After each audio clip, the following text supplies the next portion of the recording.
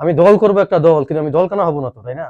বা মালয়েশিয়ান সরকার তাদের বিমান জ্বালাইতে তেল ইউজ করে আর কি, আর বাংলাদেশ ইউজ করে প্রবাসীদের রক্ত। হাই হ্যালো, সবাইকে স্বাগতম এবং সালাম আরেকটা ভিডিওতে। 30,000 টাকা দামের বিমানের টিকিট 1 লাখ টাকা। এটা খুব রিসেন্টলি এই নিউজটা। এই সিন্ডিকেট আসলে কে, কারা? দেখেন, এই সিন্ডিকেটের লোকরাই কিন্তু জামাতে 5 ওয়াক্ত নামাজ পড়ে, জুমার নামাজ পড়ে, তাদেরকে নামাজের কাতারের আগের সিরিয়ালে জায়গা দেওয়া হয়, তাকে স্পেশালি ইমাম সাহেব সুদ্দা তাকে সম্মান দিয়ে একটা খুব ভালো জায়নামাজ ওনার জন্য রেডি করে দেওয়া হয়। এই সিন্ডিকেট কে চালাচ্ছে বা কে করতেছে, কারা চালাচ্ছে এগুলা আপনারা জানেন, সবাই জানি, এগুলা বলতে হবে না, জানি। তারা শেষ বয়সে এসা হজে যাইয়া তাদের পাপ মুক্ত করবে, আবার বছরে একবার দুইবার ওই জাকাত দিয়া গরিবদেরকে সাহায্য করে তাদের টাকাকে বা উপার্জনকে হালাল করবে।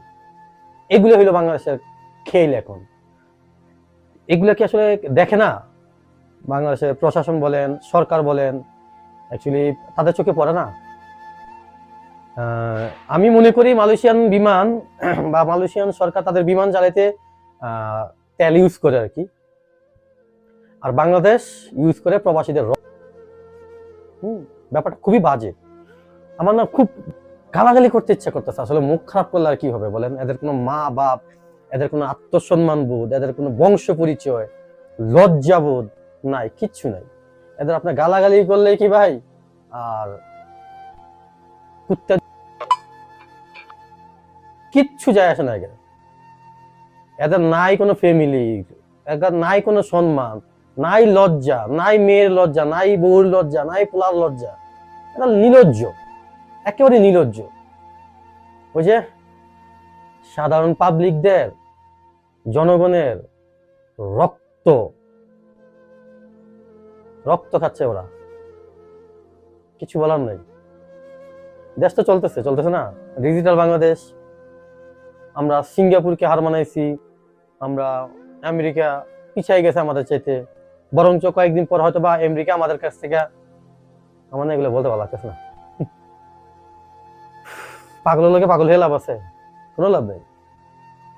তো আমার কথাগুলো অনেকের গায়ে লাগতে পারে, লাগাটাই স্বাভাবিক, কিন্তু প্রকৃতপক্ষে আপনি যেই দলই করেন ভাই, আপনার জায়গা থেকে আপনি একটু দাঁড়ায় চিন্তা করেন। আপনার ছোট ভাইটা, আপনার একটা মধ্যবিত্ত ফ্যামিলির সন্তান, আপনি কিংবা আপনার ছোট ভাই বিদেশ যাচ্ছে বা যাবে, যেখানে বিমানের টিকিট ছিল 30,000 টাকা, এই সিন্ডিকেট, দালাল, এই চক্রটা মিলিয়া টিকিটের দাম উঠেছে 1 লক্ষ টাকা। কিছুদিন আগে 1,10,000 ছিল, 20 ছিল। আপনি তখন কি করবেন? কার দোষ দিবেন? আপনার কপালের দোষ দিবেন, আমি জানি। কারণ আপনারা দল কানা, বিএনপি করেন আর আওয়ামী লীগ করেন, যাই করেন না কেন, যারা বিএনপি করে তাদেরকে বলতেছি আমি, মানে প্রত্যেকটা মানুষই, যেটাকে ভালো সেটাকে আমি ভালো বলবো, যেটা মন্দ সেটাকে আমি মন্দ বলবো। এই সৎ সাহস যদি আমার না থাকে, তাহলে আমি কিসের পুরুষ? আপনি যদি সত্যটাকে সত্য না বলতে পারেন, মিথ্যাটাকে মিথ্যা না বলতে পারেন, আপনার দল কানা হয়ে দল করবেন? দরকার নাই তো আপনার মতো, এই সমাজে দরকার নাই। সমাজ আপনাকে চায় না, অন্তত আমি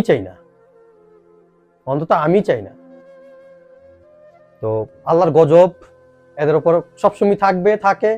এরা হয়তোবা আপনারা আমার চোখে পড়ে না, যারা এই রক্ত চুষে খাচ্ছে গরিবের, এই সিন্ডিকেটের যে চক্রে যারা আছে, তাদের উপর আল্লাহর গজব থাকেই।